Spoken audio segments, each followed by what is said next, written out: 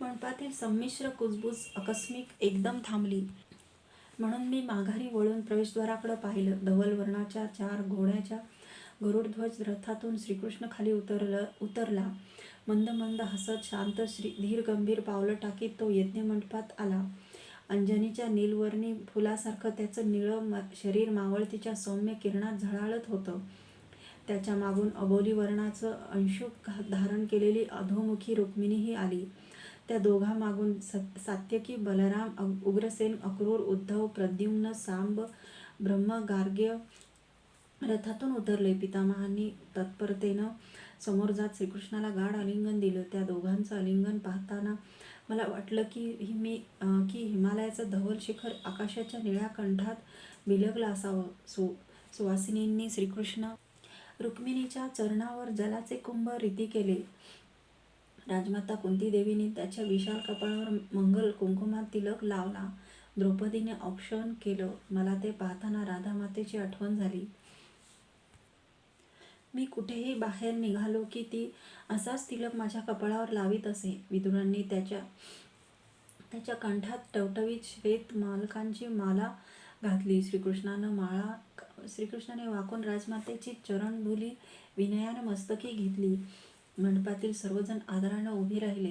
पायावर ओतलेल्या पाण्यातच लोळण घेणाऱ्या अनेक ऋषींना श्रीकृष्ण तत्परतेने वर उठवू लागले.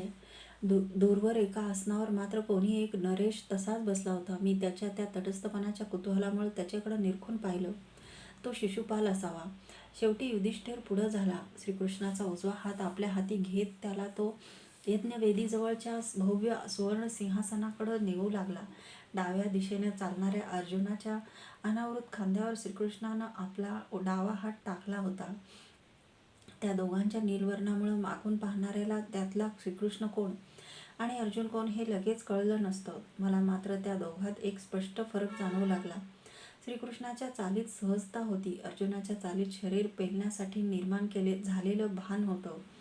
मंडपाच्या निवडुंगाच्या खांबाला टेकून मी दूरवर श्रीकृष्णाला पाहू लागलो. ज्याच्यासाठी मनाच्या सर्व सांकेतिक कल्पना दूर लोटून मी आमंत्रण नसतानाही आलो होतो, ती माझी आकांक्षा पुरी झाली. श्रीकृष्णाच्या शरीरवर्णात आणि आकाशवर्णात मला बरंच साम्य आढळलं. त्याच्या कानाकडं निमुळत्या होत गेलेल्या नेत्रात इतर कोणालाही न आढळणारी प्रशांत जवळीक होती. लहान असूनही त्याची देहयष्टी पिळदार होती. डोळे निमुळते होते. बोलक्या धुंद पापण्यांनी ते आच्छादलेले होते. युधिष्ठिरानं त्याला कुंडानाजवळ नजीकच्या भव्य सुवर्ण सिंहासनावर बसवलं. तो बसताच सर्वजण आसनस्थ झाले. ऋषीगणांनी आपापल्या व्याघ्र चर्मावर पद्मासन घातली. माझ्याकडं कुणाचंच लक्ष नव्हतं. असायचं तसं काही कारणही नव्हतं. मंडपावर सहज दृष्टी फिरवताना श्रीकृष्णाला मी यज्ञमंडपाच्या एका कोपऱ्याला दिसलो. त्यांची आणि माझी क्षणभरच दृष्टीभेट झाली. काही कारण नसताना माझ्या डोळ्यासमोर चंपानगरीतील गंगेचं विशाल पात्र उभं राहिलं. माणसाचं मन तरी किती विचित्र असतं. त्याला केव्हा काय आठवेल याचा काहीच नियम नसतो. मला पाहताच मात्र तो सिंहासनावरून परत उठला. महात्मा विदुरांना त्यानं हाताच्या संकेताने जवळ बोलावून घेतलं आणि त्यांच्या कानात पुटपुटून काहीतरी सांगितलं. माझ्या मस्तकावर मुकुट नाही याची जाणीव होताच मला खंत वाटली. महामंत्री विदुर तो देण्याची व्यवस्था करण्यासाठी म्हणूनच माझ्याकडे येऊ लागले. माझ्याजवळ येताच त्यांनी मला जे सांगितलं त्यानं मात्र माझा अपेक्षाभंग झाला. ते म्हणाले, अंगराज, आता यज्ञ विर्धाला प्रारंभ होणार आहे. आपण आसनस्थ व्हावं. मी इथं उभा आहे तो योग्य नाही का? उत्तरासाठी मी म्हणालो, मस्तकावर मुकुट नसताना नरेशांच्या बैठकीत कसं बसायचं? ही माझी इच्छा नाही, भगवान श्रीकृष्णाची आहे, ते तेवढ्यात शांतपणे म्हणाले. त्या उत्तरावर माझ्याजवळ कोणतेच शब्द नव्हते. मी मूकपण त्यांच्या मागून चालत जात त्यांनी दाखवलेल्या एका आसनावर बसलो. सगळीकडे शांतता पसरली.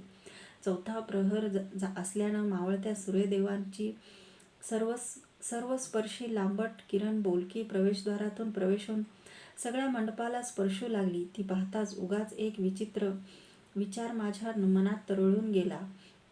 मला महामंत्र्यांनी एक आसन दाखविले होतं, पण त्या किरणांना ते कोणतं आसन दाखवणार होते? आणि खरं म्हटलं तर त्यांना आसन दाखवायची आवश्यकताच होती काय? मंडपातल्या प्रत्येक आसनावरती आमंत्रण नसताना कोणाच्याही विरोधाला न मांडता येऊन बसलीच नव्हती काय? श्रीकृष्णाच्या आसनावर सुद्धा त्यांना कोण आणि कसा विरोध करू शकणार?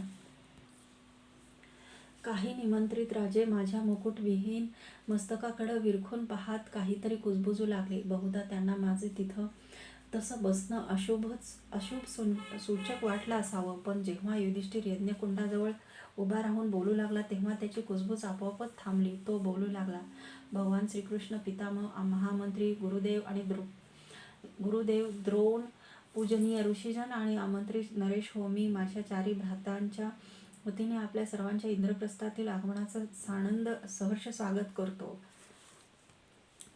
आम्ही हा राजसूय यज्ञ आमच्या राज्याच्या समृद्धीसाठी आणि शांततेसाठी मांडला आहे. आमच्या सुदैवानं या महत्त्वपूर्ण यज्ञविधीसाठी आज यज्ञवेत्ता म्हणून भगवान श्रीकृष्ण इथं उपस्थित आहेत. यज्ञवेत्याचे आजच्या शुभ मुहूर्तावर चरण धुवून मी त्यांच्या शुभ हस्ते या यज्ञातील पहिली बिल्व वा समिधा अर्पण करणार आहे. आपणा सर्वांच्या आणि त्यांच्या कृपा प्रसादानं आमच्या राज्याचं कल्याण होईल असा आमचा दृढ विश्वास आहे. या यज्ञानंतर आपण सर्वांनी आज पौर्णिमा असल्यानं समोरच्या इक्षुमतीच्या किनारी मंडपात बसून सहभोजन घ्यायचं आहे. त्यानं आपल्या अमात्याकडे सहेतुक कटाक्ष टाकला. त्यांनी विविध नद्यांचं जल भरलेला एक सुवर्ण कुंभ आणि एक सुवर्णाचं तबक आणलं. युधिष्ठिरानं ते तबक श्रीकृष्णाच्या चरणाजवळ ठेवलं. नेहमी माझे पाय बारकाईने निरखणारा युधिष्ठिर श्रीकृष्णाचे चरण त्या तबकात ठेवून श्रद्धेने सुवर्ण कलशातील जल त्यावर ओतू लागला. सर्व आमंत्रित राजे ते दृश्य औत्सुक्यपूर्ण शांततेने पाहू लागले. चरण धुवून होताच त्यांनी सुवर्ण तबकात पडलेल्या जलाचे 4 बिंदू आपल्या उजव्या तळहाताच्या पोकळीत घेऊन ते तीर्थाच्या आचमनासारखे श्रद्धेने प्राशन केले. आपल्या तलम धाग्यांच्या उंचीत उतरियानं भक्तीने श्रीकृष्णाचे ओले चरण पुसले. मी त्या चरणातील उजव्या निळ्या अंगठ्यावर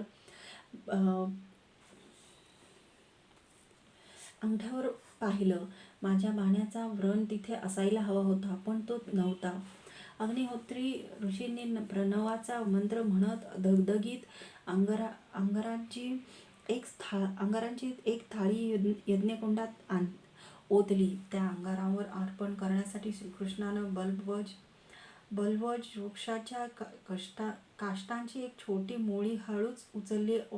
ओनावून तो ती मोळी यज्ञकुंडात अर्पण करणार इतक्यात नरेशांच्या बैठकीत बसलेला चेदिराज शिशुपाल आपल्या आसनावर खडकन उठला आणि हातातील गदा एका झटक्यात उचलून खांद्यावर पेलीत तीव्र विरोधाच्या कणखर आवाजात ओरडला, थांब! कानात वायू भरलेल्या वृषभ कोणाच्याही अंगावर धावून जाण्यासाठी सिद्ध झालेला असतो तसा त्याचा आविर्भाव होता. गर्जणाऱ्या मेघासारखा आवाज होता.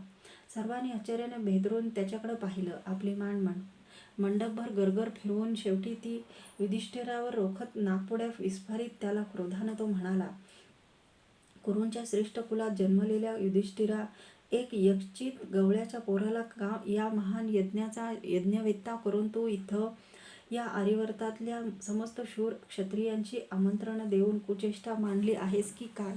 त्याची उन्नत छाती वरखाली होत होती. त्याच्या मनात दीर्घकालीन साचलेली मळमळ उतास येऊ लागली होती.